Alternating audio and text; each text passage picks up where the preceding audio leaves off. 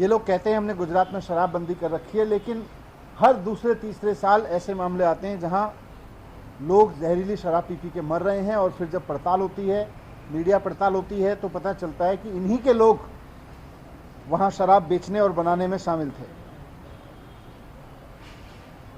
जहरीली शराब पी के लोगों की जान जा रही है, लेकिन जहरीली शराब बेचने का, नकली गैरकानूनी तरीके से शराब बेचने का इनका धंधा दिन दूनी रात चौगनी तरक्की कर रहा है। ये मॉडल इन्होंने गुजरात में लागू कर रखा है। दूसरा है दिल्ली में लागू मॉडल। दिल्ली में हमारी सरकार पिछले साल एक नई एक्साइज पॉलिसी लेके आई, एक्साइज पॉलिसी 2021-22।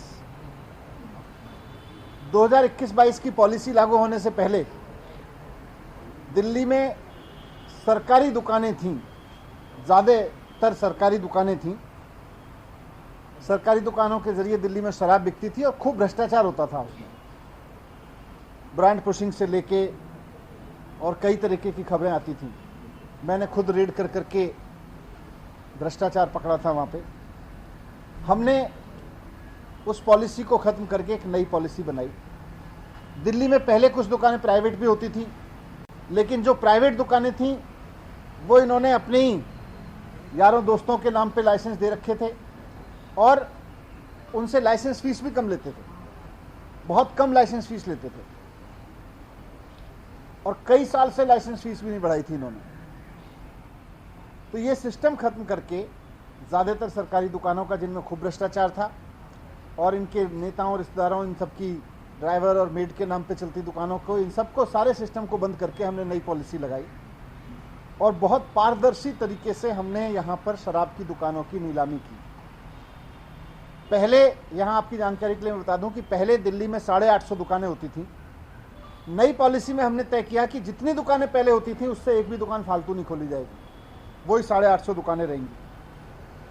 पहले इन दुकानों से सरकार को करीब 6000 करोड़ रुपए का रेवेन्यू मिलता था शराब पॉलिसी में।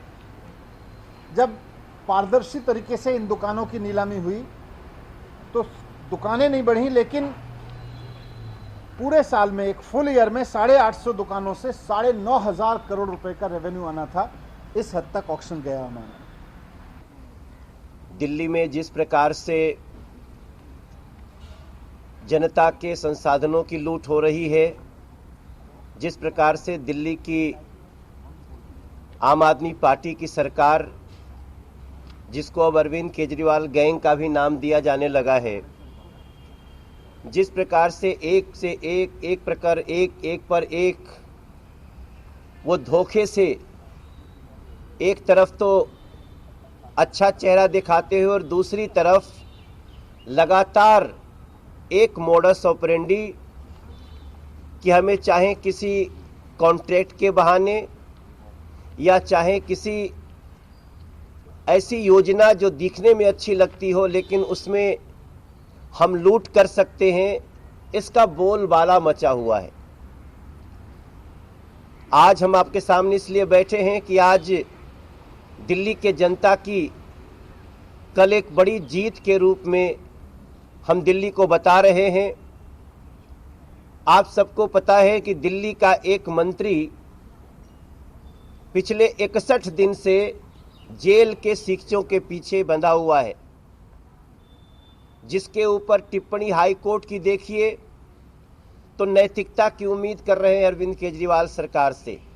एक ऐसे व्यक्ति से नैतिकता की उम्मीद करना बेमानी ही है जिसके जहन में कभी नैतिकता नाम की शब्द आती नहीं, वो अरविंद केजरीवाल है।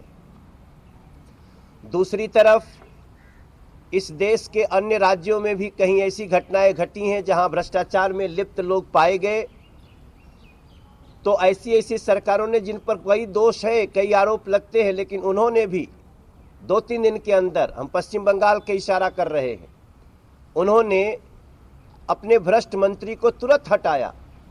लेकिन अरविंद केजरीवाल ने जैसे कसम ले लिया हो कि हम तो भ्रष्टाचारी को ही मंत्री बना के रखेंगे।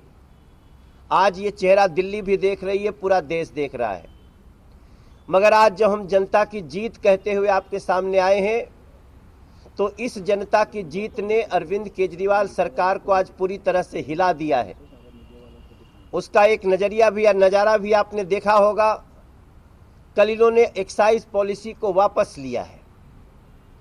मैं बार बार बोल रहा हूं, कल भी बोल रहा हूं, ये सिर्फ जेल जाने का डर है अरविंद केजरीवाल एंड गैंग को। इसलिए आपने पाप करने के बाद अब कोई नीति वापस लेने से, जब तक लूट का पैसा वापस नहीं आएगा तब तक दिल्ली की जनता भी नहीं छोड़ेगी और हम सांसद भी नहीं छोड़ने वाले हैं अरविंद केजरीवाल गैंग को।